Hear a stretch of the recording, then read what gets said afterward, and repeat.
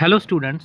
तो आज हम करेंगे +2 फिजिक्स का next topic, that is the bar magnet and magnetic dipole. Bar magnet और मैग्नेटिक डाइपोल के बारे में पढ़ेंगे।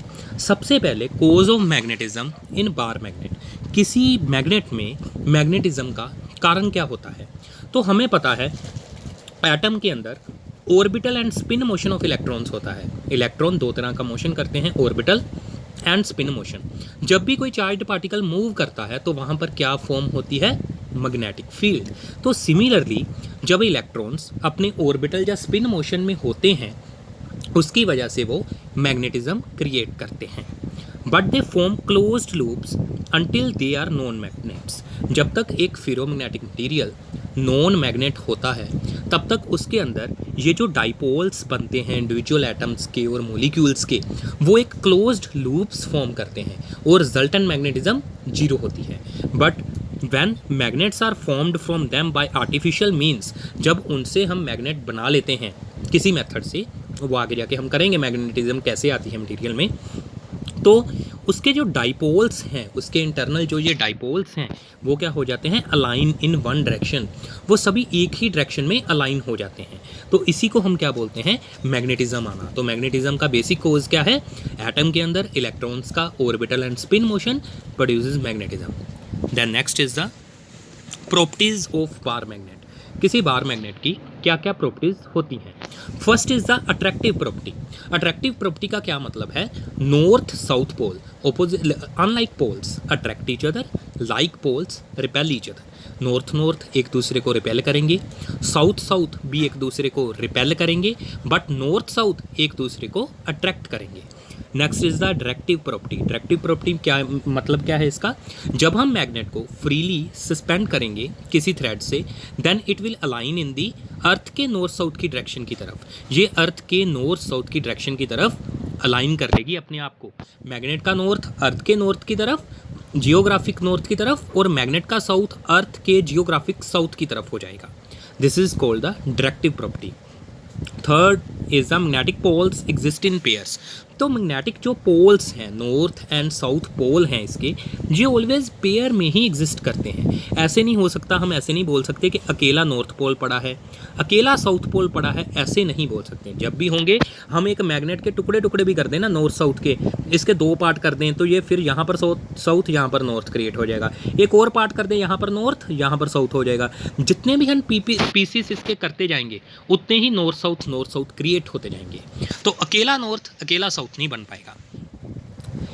मैग्नेटिक इंडक्शन, तो ये एक प्रॉपर्टी होती है मैग्नेटिक इंडक्शन की। जैसे हमने एक बार मैग्नेट के साथ एक पिन लगा दी आयरन की, एक छोटी सी पिन लगा दी, तो उसमें भी क्या आ जाएगी? मैग्नेटिज्म इंड्यूस हो जाएगी। इसके साथ हम दूसरी पिन लगा सकते हैं, इसके साथ हम तीसरी पिन लगा सकते हैं। सो ऑन जो सभी पिन्स में क्या आ रही है? Magnetic induction. जब मैं पहली पिन को इससे डी अटैच कर दूंगा तो सभी की सभी पिन्स क्या हो जाएंगी? डी अटैच हो जाएंगी। उसका कारण क्या है कि उसकी जो इंड्यूस मैग्नेटिज्म थी वो हमने ख़त्म कर दी। तो मैग्नेटिज्म किसी ये मैग्नेटिक मटीरियल में ये मैग्नेटिज्म को इंड्यूस भी कर देते हैं। Like poles repel each other and unlike poles attract each other. ये अट्रैक्टिव प्रॉपर्टी में एक और बात आपने याद रखनी है कि जो मैग्नेट्स हैं वो फेरोमैग्नेटिक मटीरियल्स आयरन, निकल, कोबाल्ट को अपनी तरफ अट्रैक्ट करती हैं, अपनी तरफ फेरोमैग्नेटिक मटीरियल्स को, और पैरामैग्नेटिक मटीरियल्स को वीकली अट्रैक्ट करती हैं और फेरोमैग्नेटिक मटीरियल्स को स्ट्रॉन्गली अट्रैक्ट करती है। This is the attractive property. Like poles repel each other and unlike poles attract each other, this is the other property. Next is the repulsion is the surest test of magnetism. Repulsion से ही हम दो जो pieces हैं अलग अलग material के बने हुए, उनसे ये पता कर सकते हैं कि कौन सी मैग्नेट है कौन सी नहीं। मान लीजिए हमारे पास दो सिमिलर स्टिक्स हैं, एक उनमें से मैग्नेट है, एक दूसरी उनमें से सिंपल आयरन रोड है। हमको कैसे पता चलेगा कि ये मैग्नेट है और ये सिंपल आयरन पीस है?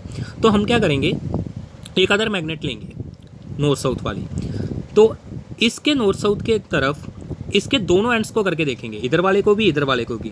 अगर दोनों तरफ से अट्रैक्शन हो रही है तो ये पीस क्या है? Iron rod. अगर एक तरफ से अट्रैक्शन दूसरी तरफ से रिपल्शन हो रही है तो ये क्या होगा? मैग्नेट होगा। तो ऐसे हम repulsion is the surest test of magnetism. Sure करता है, श्योरेस्ट टेस्ट ऑफ मैग्नेटिज्म क्या है? रिपल्शन। देन नेक्स्ट, ये मैग्नेटिक डाइपोल और बार मैग्नेट एक ही चीज़ को बोलते हैं। इसके ये क्या होते हैं? पोल्स। पोल पे मैग्नेटिक फील्ड की मात्रा क्या होती है? स्ट्रेंथ क्या होती है? ज़्यादा होती है। सो पोल की ये एम जो वैल्यू लिखी है इसको क्या बोलते हैं? Pole strength, m is the property, ये क्या है, पोल स्ट्रेंथ, पोल की स्ट्रेंथ। अब बात करते हैं मैग्नेटिक फील्ड लाइन की। It is a imaginary path along which isolated north pole will move if it is free to do so।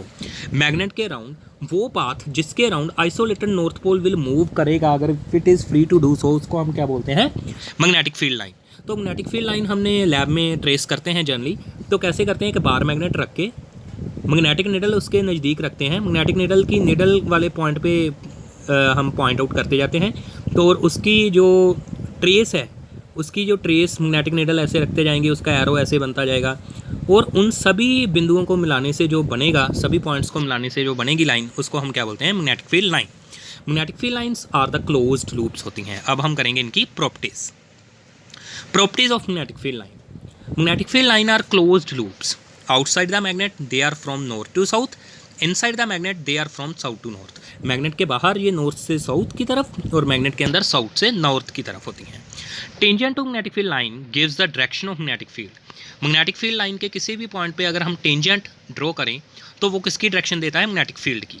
Magnetic field lines contract longitudinally, longitudinally ये एक दूसरे को क्या करती हैं, कॉन्ट्रैक्ट करती हैं, and dilate laterally, laterally dilate करती हैं। इसका मतलब क्या है, ये लॉन्गिट्यूडनल डायरेक्शन में मींस इस डायरेक्शन में कॉन्ट्रैक्ट करती हैं, नज़दीक आ जाती हैं, और लेटरल डायरेक्शन में डायलेट दूर दूर जाती हैं। लेटरल डायरेक्शन में डायलेट करती हैं, दूर दूर जाती हैं।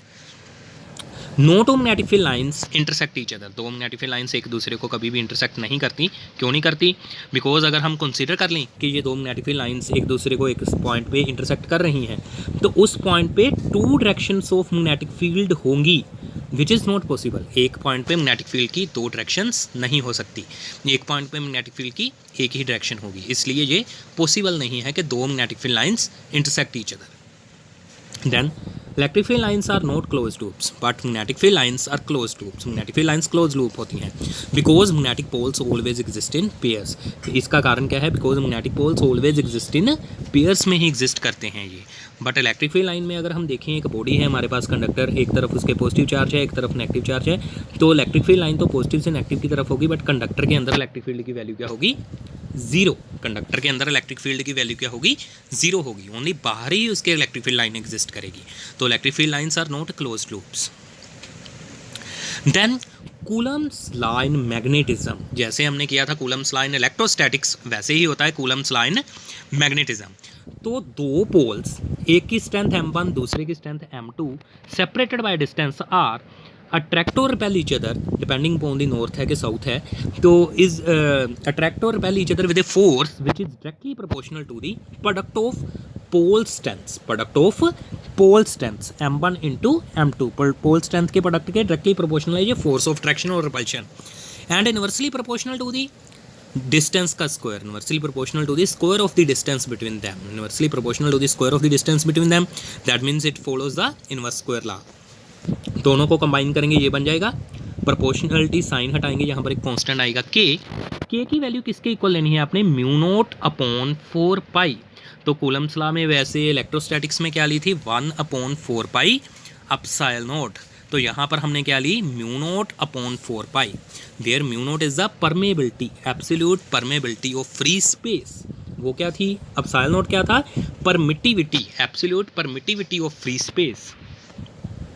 तो म्यू नॉट बाय 4 पाई की value for a vacuum is equal to the 10 raised to power -7।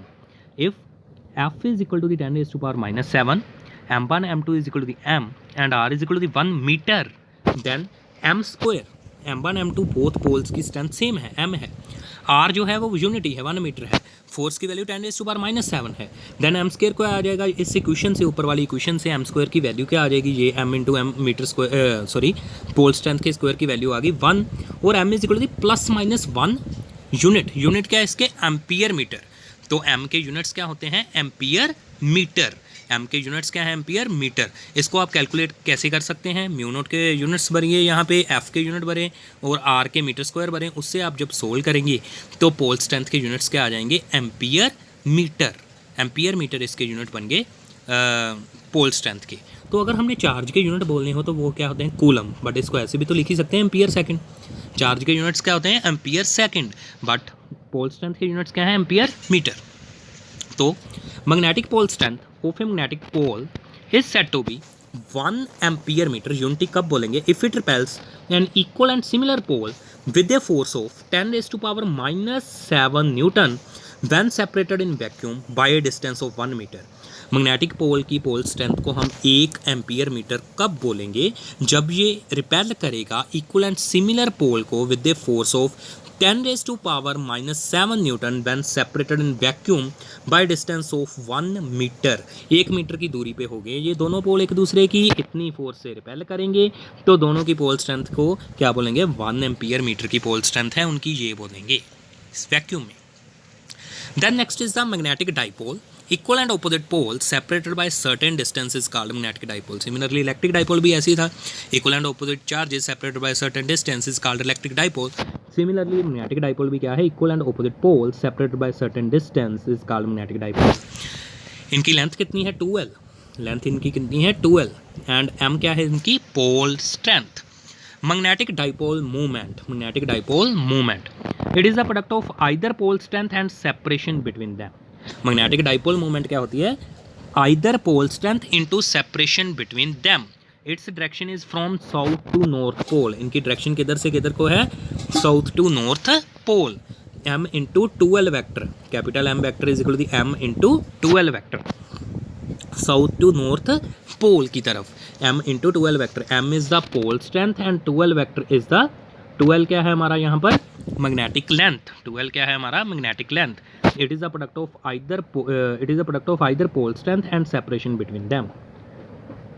It's direction is from south to north pole. South से नॉर्थ की तरफ इसकी डायरेक्शन होगी। सिमिलरली हमने डाइपोल मूवमेंट की थी, वो किसकी मल्टीप्लाई थी? Q into 2a। P is equal to the Q into 2a। First chapter में हमने की थी P is equal to the Q into 2a, where Q is the charge and 2a is the length, dipole length थी। Similarly यहाँ पर भी m into 12 vector क्या है? Magnetic dipole movement. उसकी डायरेक्शन क्या होती थी P की? नेगेटिव से पॉजिटिव की तरफ, नेगेटिव से पॉजिटिव की तरफ। तो इसमें किस तरफ को डायरेक्शन है? साउथ से नॉर्थ की तरफ, साउथ से नॉर्थ की तरफ। उसमें पॉजिटिव एंड से निकलती थी इलेक्ट्रिक फील्ड लाइन, यहाँ पर किस में से निकलती हैं? नॉर्थ पोल से। उसमें नेगेटिव की तरफ जाती थी इलेक्ट्रिक फील्ड लाइंस, यहाँ पर किसकी तरफ जाती हैं? साउथ से। सो आप साउथ को नेगेटिव से और नॉर्थ को पॉजिटिव से कंपेयर कर सकते हैं simply. So magnetic dipole movement के यूनिट्स क्या बनेंगे? m के यूनिट्स एम्पियर मीटर, लेंथ के unit metre, so ampere metre square. Ampere metre square is the unit of magnetic dipole movement. Then next is the magnetic field. Magnetic field क्या होती है? Space around the magnet where it attracts magnetic materials को अपनी तरफ खींचती है, उसको magnetic field बोलते हैं। मैग्नेटिक फील्ड की इंटेंसिटी क्या होती है? Magnetic field intensity at a point is defined as a force experienced per unit pole strength placed at that point. Magnetic field intensity क्या बताती है हमें? सीधा force experienced per unit pole strength. वहाँ पर एक पोल है जिसकी पोल स्ट्रेंथ क्या है? यूनिट। वो कितनी फोर्स एक्सपीरियंस करेगा? मैग्नेटिक फील्ड में पड़ा है वो किसी अदर पोल की एक सोर्स पोल है, उसकी मैग्नेटिक फील्ड में कोई अदर पोल पड़ा है, उसकी जो पोल स्ट्रेंथ है वो यूनिटी है। m नोट की वैल्यू क्या है? यूनिटी। यूनिट पोल स्ट्रेंथ पे कितनी फोर्स ये वाला पोल डालेगा उसको हम क्या बोलते हैं? Magnetic field intensity. जैसे हमने इलेक्ट्रिक फील्ड इंटेंसिटी की थी, force experienced by unit test charge, force experienced by unit test charge is called electric field intensity at that point. किसी चार्ज की, सोर्स चार्ज की इलेक्ट्रिक फील्ड में किसी point पे इलेक्ट्रिक फील्ड इंटेंसिटी क्या थी? Force experienced by unit test charge. तो similarly यहाँ पर भी मैग्नेटिक फील्ड इंटेंसिटी क्या है? Magnetic field intensity at a point is defined as a force experienced per unit pole strength placed at that point. तो source pole के किसी इर्द गिर्द मैग्नेटिक फील्ड के पॉइंट पे अगर कोई यूनिट पोल स्ट्रेंथ वाला पोल पड़ा है तो उस पर कितनी फोर्स लगेगी उसको हम क्या बोलते हैं? Magnetic field intensity. Force upon m0, m naught, mu naught upon 4 pi m into m naught upon r square upon m naught से m naught cancel, mu naught upon 4 pi m upon r square is the magnetic field intensity. इसके unit क्या होते हैं magnetic field intensity के? Tesla और newton upon ampere metre. Newton upon ampere metre ये कहाँ से आए? फोर्स के यूनिट न्यूटन, m नोट के यूनिट्स हमने क्या किए हैं? Ampere metre, ampere metre. तो पोल स्ट्रेंथ के ये यूनिट बन गए एम्पियर मीटर। आप ऊपर से सोल्व भी कर सकते हैं इसके यूनिट पोल स्ट्रेंथ के। देन नेक्स्ट इज द, ये पहले चैप्टर की डेफिनेशन है लोरेंट्स फोर्स वाला जो हमने किया था ना, F is equal to QV sine theta. वहाँ से भी हम मैग्नेटिक फील्ड स्ट्रेंथ के यूनिट को डिफाइन कर सकते हैं 1 टेस्ला को। वो कैसे डिफाइन करेंगे? If F is equal to 1 newton Q is equal to the 1 coulomb, V is equal to the 1 metre per second, sine sine 90 is equal to 1, theta is equal to 90 degree, then B is equal to 1 tesla आ जाएगी। अगर ये भी 1 है, ये भी 1 है, ये भी 1 है और साइन थीटा भी 1 है, थीटा 90 डिग्री है, then B is unity that is 1 tesla. So magnetic field strength at a point is 1 tesla if 1 coulomb charge moving with 1 metre per second in the direction of perpendicular to the magnetic field experiences a force of 1 newton. अगर magnetic field strength को हम 1 Tesla कब बोलेंगे, जब एक 1 coulomb का charge 1 metre प्रति second की स्पीड से वेलोसिटी से मूव करेगा परपेंडिकुलर डायरेक्शन में। किसकी परपेंडिकुलर डायरेक्शन में? मैग्नेटिक फील्ड की। और उस पर फोर्स 1 न्यूटन लगे तो उसको हम मैग्नेटिक फील्ड को क्या बोलेंगे? स्ट्रेंथ को 1 टेस्ला। अगर एक 1 कूलम का चार्ज 1 मीटर प्रति सेकंड की वेलोसिटी से मूव कर रहा है in the perpendicular direction to the magnetic field and उस पर 1 न्यूटन की फोर्स लग रही है तो मैग्नेटिक फील्ड इंटेंसिटी को हम क्या बोलेंगे? 1। तो द नेक्स्ट है magnetic field intensity eight point on axial line of bar magnet. On axial line of bar magnet हमने मैग्नेटिक फील्ड इंटेंसिटी पता करनी है axial line of bar magnet के। एक्सियल लाइन कौन सी होती है? जो उसके एक्सिस में से होके गुजरे, ये एक्सियल लाइन है। एक्सियल लाइन पे हमने किसी पॉइंट P पे magnetic field intensity find out करनी है। सिमिलर एक्सप्रेशन हमने किया था electric field intensity at a point on axial line of electric dipole, वैसा ही है ये बिल्कुल ही। तो हमने एक बार मैग्नेट ली, S उसका इस तरफ, N उसका इस तरफ, उसमें भी माइनस क्यू इधर रखा था, प्लस क्यू इधर रखा था, सेम वैसे ही कर रहे हैं। माइनस को S से कंपेयर करना और प्लस को नॉर्थ से कंपेयर करना, साउथ से कंपेयर करना माइनस को। और मैग्नेटिक लेंथ 2L है इसकी, X डिस्टेंस पे P पॉइंट है एक्सियल लाइन पे, तो हमने पता करनी है वहाँ पर मैग्नेटिक फील्ड इंटेंसिटी। तो पहले B2 की वैल्यू लिखी। B2 किसकी वजह से है? Due to the north pole. North pole की वजह से B2 की वैल्यू क्या है? μ0/4 पाई M अपॉन सोर्स, इसकी पोल स्ट्रेंथ क्या है? M है दोनों की पोल स्ट्रेंथ क्या है? M है दोनों तरफ pole strength. M upon X minus L means ये दूरी कितनी रहेगी? X माइनस L का होल स्क्वायर। ये डायरेक्शन की क्या होगी इसकी? नॉर्थ पोल से मैग्नेटिक फील्ड किस तरफ होती है? बाहर को। जैसे पॉजिटिव चार्ज से इलेक्ट्रिक फील्ड बाहर को होती है ना, अवे होती है, पॉजिटिव चार्ज से बाहर को होती है इलेक्ट्रिक फील्ड। सिमिलरली यहाँ पर नॉर्थ पोल से मैग्नेटिक फील्ड इंटेंसिटी की डायरेक्शन क्या होती है? आउटवर्ड होती है। अगर यहाँ पर मैं एक नॉर्थ पोल ही रखूँ तो उसको वो रिपेल करेगा। नॉर्थ पोल रखना है, जैसे वहाँ पर हम टेस्ट चार्ज पॉजिटिव लेके देखते थे ना, वैसे ही यहाँ पर हमने नॉर्थ पोल रख के देखना है। तो B1 की वैल्यू लिखी μ0/4 pi M upon X plus L का square, due to south pole है ये। तो B1 की डायरेक्शन किधर है? इनवर्ड। नॉर्थ पोल रखेंगे तो साउथ पोल उसको क्या अट्रैक्ट करेगा? साउथ पोल उसको अट्रैक्ट करेगा।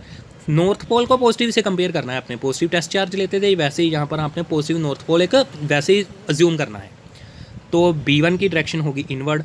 अब दोनों में से बड़ा कौन है? ऊपर वाला, बिकॉज उसका डिनोमिनेटर छोटा है। डिनोमिनेटर क्यों छोटा है? X माइनस एल बड़ा होगा कि X plus L? X minus L छोटा है, तो ये B2 क्वांटिटी ज़्यादा है क्योंकि इसका डिनोमिनेटर छोटा है। तो B2 is greater than B1, तो B एक्सियल का आ जाएगी B2 माइनस B1।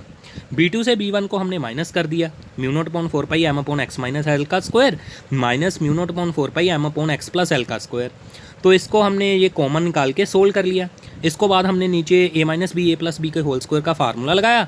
ये टर्म इधर चली गई, ये टर्म इधर चली गई। फिर बाद में हमने एक्सपेंशन कर दी इन दोनों की एक्सपेंशन करके सोल्व किया। ये टर्म्स कैंसिल हो गई और 2xl 4xl हो गया, ऐड करके 2xl ऐड करके 4xl हो गया। तो हमने बाद में क्या किया? μ0/4 पाई M 4xl, तो M इंटू 2L को यहाँ से M इंटू 2L को कैपिटल M लिख दिया। कैपिटल M क्या थी? Magnetic dipole moment. तो बाकी क्या बचा? एक 2 बच जाएगा क्योंकि ये 4 को हमने 2 में डिवाइड कर लिया ना। 2L M इंटू 2L को तो M लिख लिया, बाकी का 2x बच गया। तो ये बन गया हमारा B axial, means magnetic field at the point on the axial line of a magnetic dipole. तो इन वेक्टर फॉर्म इसको जब लिखेंगे तो दोनों के वेक्टर हम डाल देंगे। तो M की डायरेक्शन भी किधर को है? M की डायरेक्शन भी साउथ से नॉर्थ की तरफ को ही है M की डायरेक्शन भी। तो यहाँ पर मैग्नेटिक फील्ड की डायरेक्शन भी किधर को है? बाहर को ही है।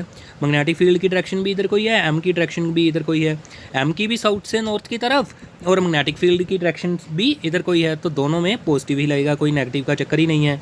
तो फॉर ए शॉर्ट डाइपोल, अगर डाइपोल बहुत छोटा होगा तो क्या करेंगे, L is very short as compare to X, फिर हम क्या करेंगे, एल को निगलेक्ट करेंगे, L square is neglected from the, नीचे से हम उसको निगलेक्ट कर देंगे, तो नीचे क्या बन जाएगा, एक्स रेज टू पावर 4 को एक्स से कैंसिल करेंगे तो एक्स रेज टू पावर 3 आ जाएगा। So B axial is the mu naught upon 4 pi 2m vector upon x cube, ये हमारा आंसर आ जाएगा। तो नेक्स्ट वीडियो में हम अगला आर्टिकल करेंगे। Thanks for watching this video.